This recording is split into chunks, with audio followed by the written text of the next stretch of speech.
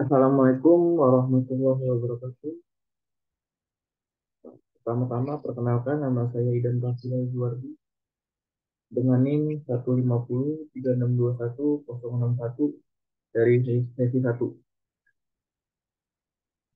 Di sini saya akan mempresentasikan hasil dari tugas individu saya dari mata kuliah strategi dan media pembelajaran dengan materi analisis model pembelajaran. Untuk menganalisis model pembelajaran, saya sudah memilih satu KD, yaitu menyajikan gambar benda tiga dimensi secara gambar sketsa dan gambar api sesuai aturan proyeksi piktorial. Nah, untuk KD ini saya dapatkan dari mata pelajaran gambar teknik. Dalam sekolah menengah kejuruan atau SMK itu merupakan bagian dari suatu lembaga pendidikan yang memiliki tujuan untuk mempersiapkan siswa dalam memasuki dunia kerja. Mata pelajaran yang ada di sekolah menengah kejuruan atau SMK memiliki banyak mata pelajaran produktif. Salah satunya adalah mata pelajaran gambar teknik. Mata pelajaran gambar teknik merupakan salah satu mata pelajaran produktif yang harus diikuti oleh siswa dalam jurusan teknik bangunan. Mata pelajaran gambar teknik berisi tentang materi dasar dalam menggambar teknik, khususnya adalah menggambar struktur bangunan. Dalam mata pelajaran gambar teknik berisi dalam mata pelajaran gambar teknik terdapat salah satu kompetensi dasar, yaitu menyajikan gambar benda tiga dimensi secara gambar sketsa dan gambar api sesuai aturan proyeksi vektorial, yaitu KD yang saya ambil untuk dianalisis model pembelajaran ini.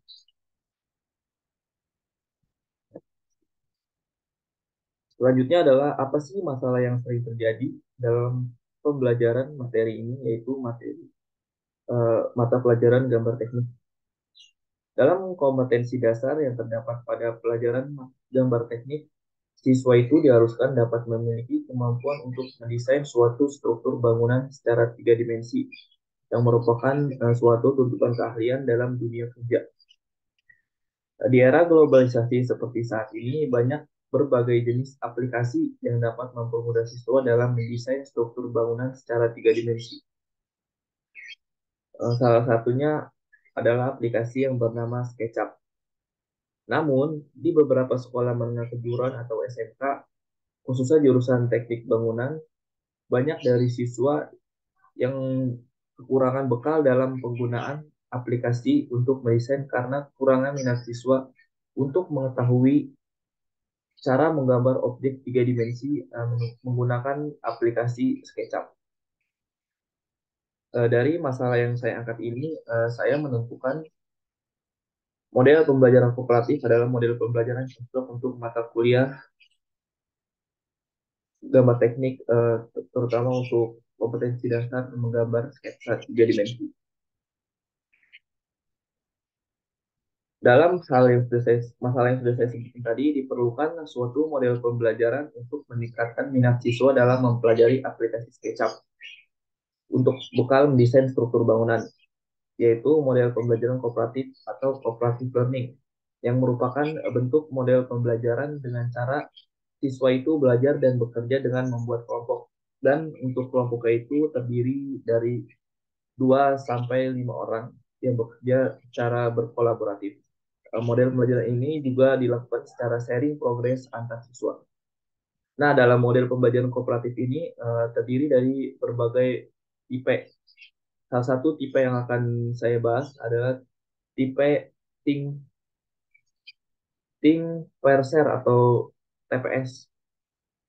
Think Parser atau TPS adalah tipe dari model pembelajaran kooperatif yang memberi ruang berpikir dan merespon serta saling membantu satu sama lain dalam satu kelompok belajar yang kolaboratif.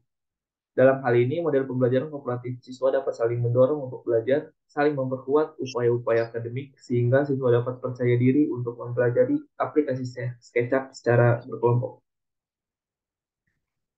Selanjutnya adalah tujuan dari model pembelajaran cooperative learning. Nah, model pembelajaran cooperative learning ini memiliki suatu tujuan. yaitu tujuannya adalah siswa mampu belajar secara bekerja sama guna meningkatkan pemahaman baik secara individu maupun kelompok. Dan pembelajaran kooperatif ini pun dapat memberikan peluang kepada siswa yang berbeda latar belakang dan kondisi untuk bekerja dan saling bertanggung jawab satu sama lain atas tugas-tugas bersama. Selanjutnya itu unsur-unsur dalam model pembelajaran kooperatif. Untuk unsur-unsurnya itu ada 5. Untuk unsur yang pertama adalah saling ketergantungan yang bersifat positif antar siswa. Unsur yang kedua yaitu belajar kooperatif akan meningkatkan interaksi antar siswa. Unsur yang ketiga adalah tanggung jawab individual. Unsur yang keempat, keterampilan interpersonal dan kelompok kecil. Nah, untuk unsur yang keempat itu dalam belajar kooperatif, siswa selain harus mempelajari materi siswa juga dalam belajar kooperatif, siswa selain harus mempelajari materi, siswa juga harus belajar bagaimana caranya berinteraksi dengan siswa lain dalam kelompoknya. Dan untuk unsur yang terakhir adalah proses kelompok, di mana siswa saling mendiskusikan bagaimana mereka akan mencapai tujuan dengan baik dan membuat hubungan kerja yang baik. Selanjutnya itu langkah-langkah model pembelajaran kooperatif. Nah, seorang pendidik sebelum menerapkan model pembelajaran kooperatif ini harus mengetahui langkah-langkahnya. Nah, untuk langkah-langkahnya ini terdiri dari 6 fase. Untuk fase yang pertama yaitu menyampaikan tujuan dan memotivasi peserta didik. Guru menyampaikan semua tujuan pembelajaran yang ingin dicapai pada pelajaran tersebut dan memotivasi peserta didik belajar. Fase yang kedua itu menyajikan informasi. Dalam fase kedua ini, guru menyajikan informasi kepada peserta didik dengan jalan demonstrasi atau lewat bahan bacaan.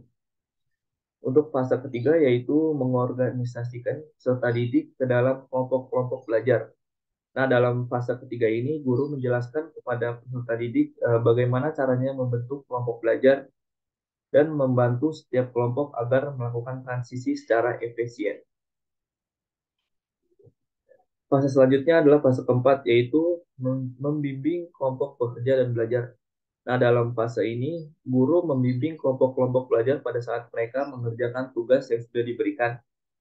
Fase kelima adalah evaluasi. Di fase ini, guru mengevaluasi hasil belajar tentang materi yang dipelajari atau masing-masing individu. Selanjutnya, fase terakhir atau fase keenam yaitu memberikan penghargaan. Di fase keenam ini, guru mencari cara-cara untuk menghargai baik upaya maupun hasil belajar individu dan kelompok. Sekian presentasi individu dari mata kuliah strategi dan media pembelajaran saya dapat presentasikan. Terima kasih dan wassalamualaikum warahmatullahi wabarakatuh.